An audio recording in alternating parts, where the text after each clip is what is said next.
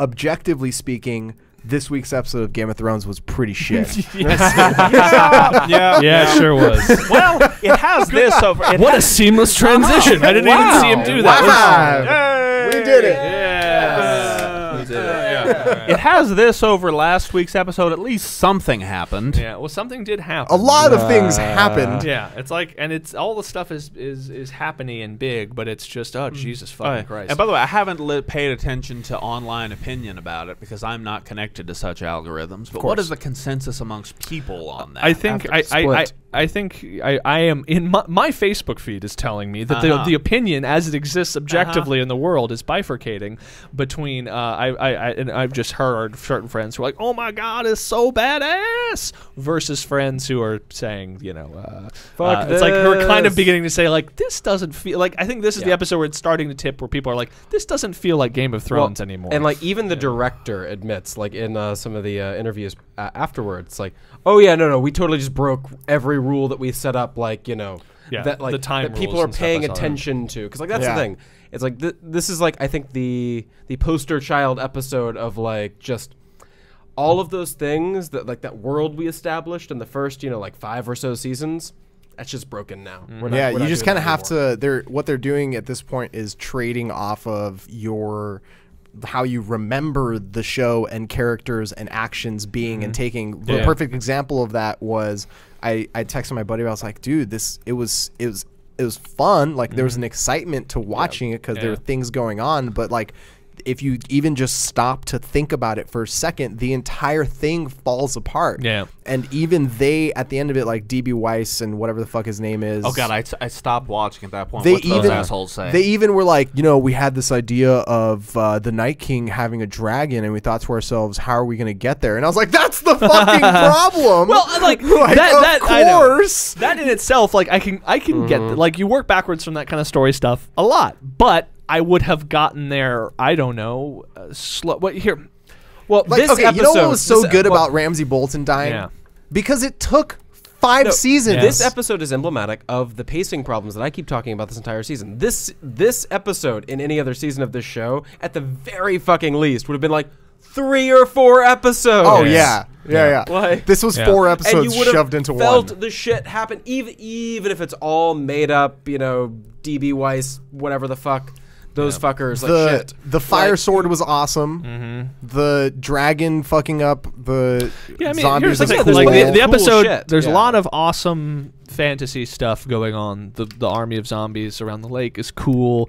Them walking up is cool. The dragons flying in. But it feels like such a shit payoff for 7 seasons of...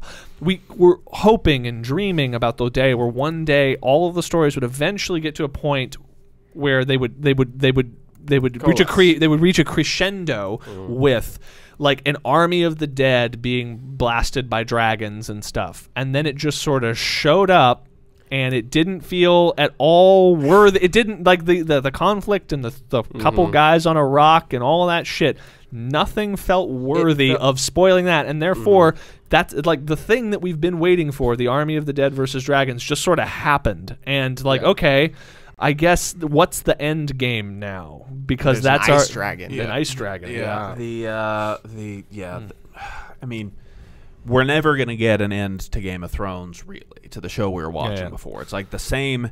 The illusion is starting to, I think, hopefully clear from people's minds. They were thinking, no, the show is moving fast now and things are really happening. It's like, it's not the show. The show doesn't exist. The show same ended. actors, exactly. Not the same show. The illusion is created by, you know, still viewing everything as a unity, but that unity will no longer be. And there's just a couple the things unity of say the character of Daenerys or something like that. You see that because it's all a unity to most people, they think, well, if you see the same actress in the same costume and she's all saying words out of her head, that must be the same character. But now that unity is breaking apart and realizing that there isn't a character. That's just an actress saying words, and this isn't the same show anymore. It's like the Dan Harmon-less season of Community. It just doesn't feel like the same thing. It's like it's just all off. But like even that. I'm sorry. I just want to get it's like. And like I just love that this episode is the one where it's like we've already felt that with the characters throughout the season, but this is the one where they, like I was saying before, they literally just take every rule they've created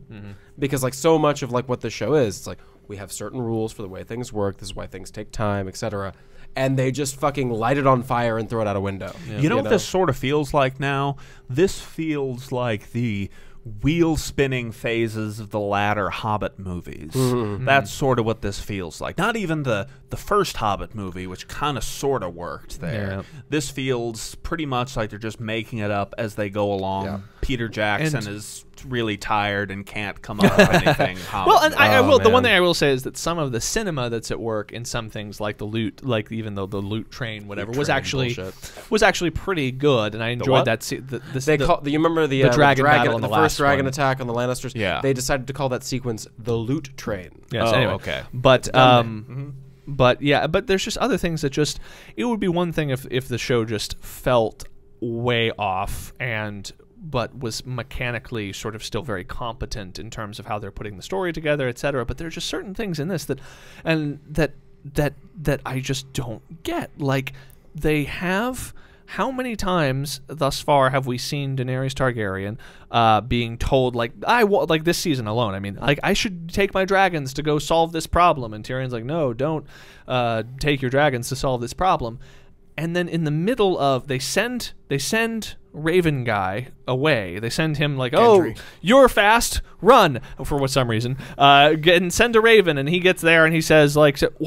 And then they stay with them, and so the only value of all this is going on the basis of his Raven. Yes. Ravens don't fly that fast. No, that was they only don't. like 12 hours later. Yes, exactly. Yes. But that's not. But again, the people who are fixating on the timeline thing are really missing all the worst. To me, but yeah, sure. Are all missing the worst part of it, which is just the fact that why then are we following the trajectory of the dragons coming to save them? It makes no fucking sense. Why cut to Daenerys and see her taking flight in her dragons to come and save them?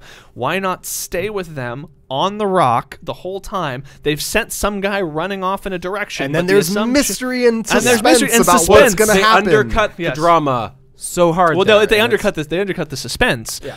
The idea that it seems like they sent one guy off and then they're fucked. They're just trapped on a thing, and then we live there, and they have no information. They have nothing. They're not communicating with the outside world in any way. So as the things begin to descend on them, suspense builds. It seems like nothing's going to come and save them. And then, as crazy and like hard to buy as the idea that she made it there and then he sent a Raven and then she got her dragons and flew back, as crazy as all that was, it would have come as a satisfying turn at the end of that episode, because we would have spent the last 20 minutes of that episode stuck on that rock with no hope, and you can't imagine how they could get out of that. And then when the dragons appear out of the sky and burn everything, then it would have been this crazy, it would have been this savior thing, and she got the Raven. Well, and the whole thing. It had the chance to be the Hardhome episode, where it's like it's all slowly building up to like they're all fucked, they're super screwed, but there's something we don't know, and the thing we don't know is Jon Snow's sword can totally cut the fuck out of a White Walker. Yeah. That's crazy, but like that moment is a big like holy fuck goddamn moment, whereas this is like an inevitable moment. Yeah. So yeah, they're all starting to feel pretty invincible. And not in like a cool way. Yeah. Like they're feeling invincible sometimes and also epically stupid. Yeah. Like what version of Tyrion in the past 6 seasons would advise against her saving Jon Snow's life? Yeah. Like that isn't even a thought that would have crossed if he had gotten that Raven and been like, holy shit, this is important. He has no reason to be like, you shouldn't do that. Yeah. You really shouldn't do that. Just like he had no fucking reason to even come up with that stupid goddamn plan to begin with. Yeah, but either way. This is where it's also, that a character like Tyrion is kind of perfect. Tyrion varies into. Remember when the show had George R. R. Martin as the spine for it? George R. R. Martin, diabetic though he may be, is still a smart guy. He has a big brain that's smart, that can write smart things and have smart characters say smart things. Now that he's out of the picture for this, you have smart characters who've been established as smart. I'm making air quotes in case you're just listening to this. Everyone. But if no one smart is writing the words that the quote smart characters unquote are supposed to be saying, what the fuck do you have? Yeah, you're totally right. And people are saying, "Oh, like how can you hold a show about zombies and dragons, with these types of standards?" Like, listen, motherfucker, there were only zombies and dragons in this season. Yeah. Like, we're talking about years of a world being built that was cohesive and had rules. Internal logic. Yeah. There's It's the issue internal versus logic. internal logic versus that, because it's just that. That's one of the things. Like, again, I've mentioned it in the past couple episodes. I'm rereading the books, and I'm reading the first book, and it's like shocking how fucking good that book is. Yeah. It's so good. It is so masterfully constructed, just building the mythos and the world and the depth of the houses and mentioning things where you're like, holy shit, that only makes sense to me because I've read through the other 4 books that are out there, or I've seen through the season. I remember in the phrase, it's been years since I read the first book, but the flaming sword and Beric Dondarrion is all set up in the first book. It's set up in the first fucking book. He's set up as a drunk. Yeah, he's set up as a drunk with a flaming sword who's very brave, but also very drunk all the time. And it's like, but because it's all through point of view characters, you're only seeing it through the point of view of certain characters you're looking at, so they kind of are dismissive of him from their point of view, because who gives a shit that some drunk with a flaming sword? Or you hear, what a weirdo. I think the first time you hear about him is like, oh, and then he like lights his sword on fire and like almost wins a tournament, like a cool dude with with a flaming sword. All right, that's cool, whatever. So I think there's one more fucking episode in this season, and it's the episode where everyone's gonna meet together and talk, and who gives a shit? You know what I mean? Like, I don't. Like, you know what what? the fuck? I'm gonna make a prediction there that all the words that come out of their head will be dumb. Yeah, I agree. I agree. Bold prediction. And that's the other thing, is that, like, it seems if people like say that like the timeline stuff or whatever is nitpicking, I agree that like those things are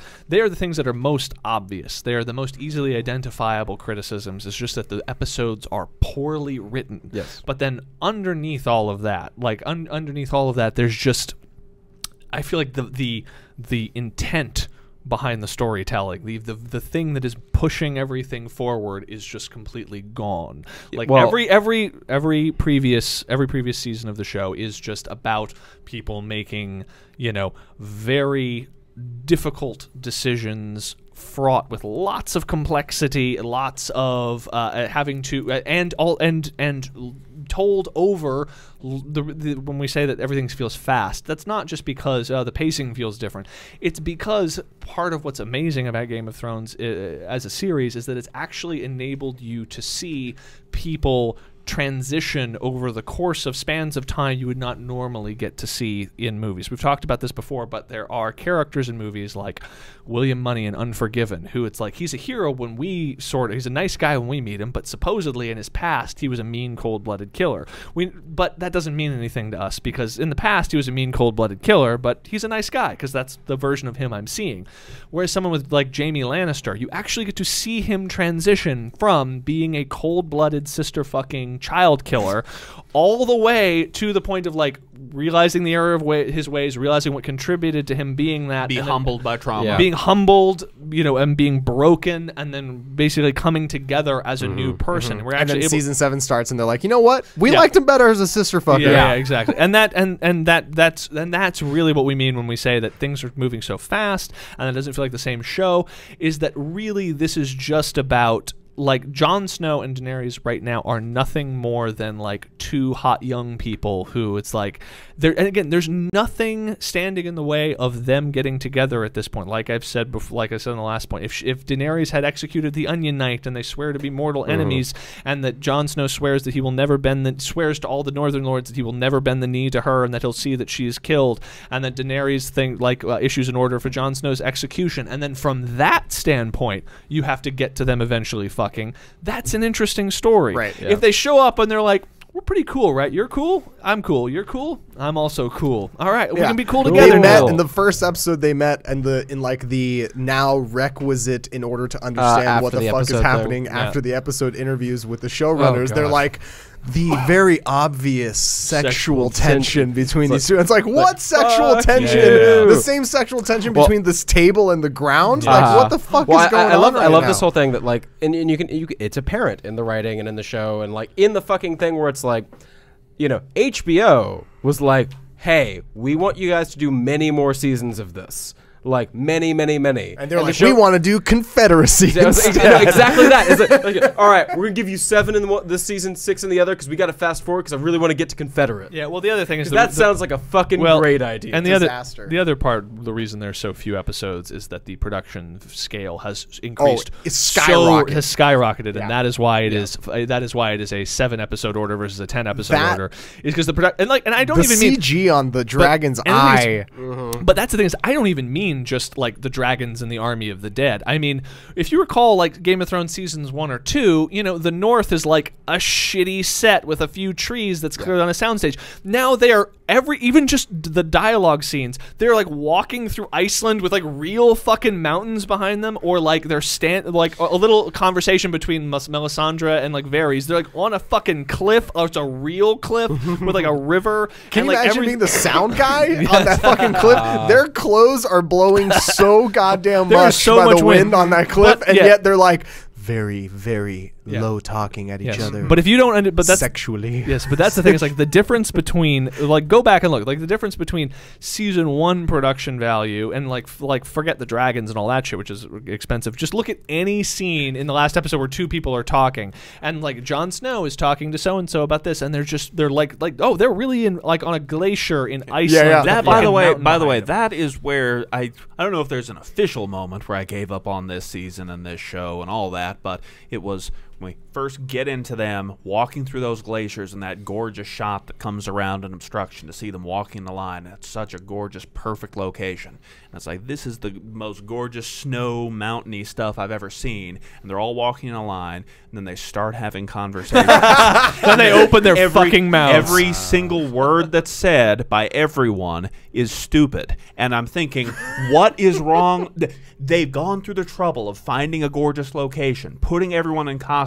It's got to be cold out there. They're freezing their balls off for real. Let's have Tormund talk about fucking dudes. and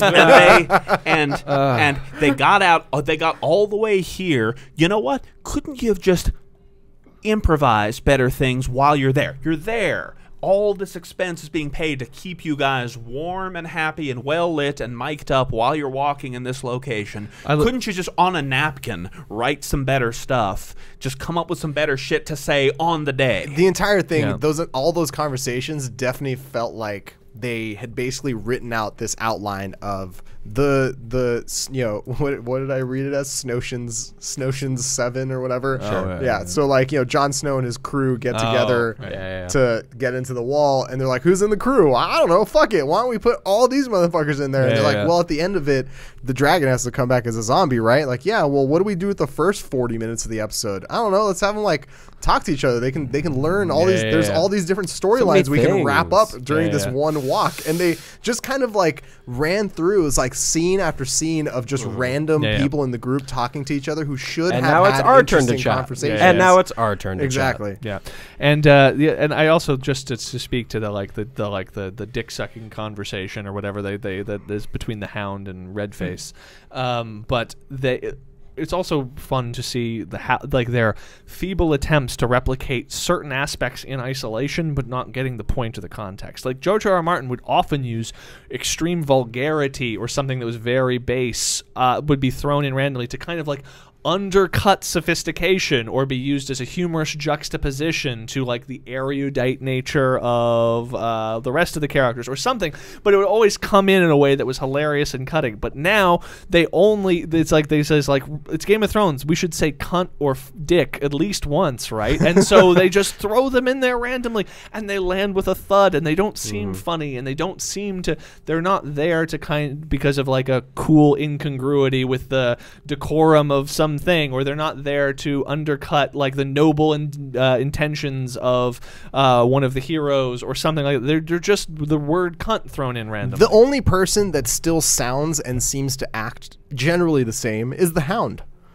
Yeah, I guess they're doing it. Yeah, I mean, like they haven't fucked it up. They yet. haven't fucked him up yet. Well, he still acts kind of like the Hound. But that's actually kind of another thing that's kind of like fucked as well, in that he should be changed from a lot of his experience. True. And, like, I mean, like you've read the books, yep. obviously. So yeah, where we leave him off, like, is very obviously very different. Than like where we are in the show or whatever. But like, shit happens to him. Yeah. He changes. he's a different character. It definitely and then seems in like this it's like go back to what works. a lot of the characters now are very much broad strokes. Arya is angry. Sansa is like whatever. It's just by the way, fucking that whole that whole fucking thing's subplot. garbage. The whole It's thing's fucking stupid. Oh, but garbage. and I know we should wrap up, but that little thing, the Sansa Arya thing, is a perfect example of what something we were talking about a couple episodes ago that is getting really frustrating, which is everything that happens has to require them reaching back in some way to something in the past. It is as if they are still adapting the previous books, so they, rather than introducing anything new, if something needs to happen between a character, they need to contrive some reason, they have to reach back. So Arya and Sansa, they want them to have a conflict or whatever. Like they did a previous episode. Like, remember in season 1 when Sansa was forced to write a note? Who fucking cares? How about giving the characters actual motivations and then having them come into conflict with one another, as opposed to just literally scanning on fucking fast forward the previous seasons and saying there's something. Fuck that. We can use that. We can use that. And over and over and over again, the amount of times people are now bringing back and referencing inane shit from the first couple seasons, I guess just so that it seems integrated and they can't. Oh yeah, this reminds me again. Hey man, what is this like? It's like the prequels. Yes, exactly. We're It's like finally watching the prequels. it's like the prequels. Even though they're technically the sequels. Thank you, This feels Chewbacca. like the prequels because that's all they got. Yeah, That's no, all that they is- got. that Oh no, works. no, no! This feels like what's my use it? I don't even remember the last Star Wars. Force Awakens. Force Awakens. There you go. Oh my god. Yeah, This, it does. this feels like the Force Awakens. yeah. Now, Yeah. Force Awakens is a little better than Yeah. this season of Game of Thrones. I'll give it It's that. slightly but more it's- competent, but yes, very similar.